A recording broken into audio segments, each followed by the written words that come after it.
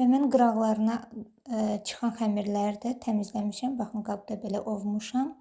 Onu qatıram içliyin içinə. Əgər siz istəsəz onu qatmaya da bilərsiniz.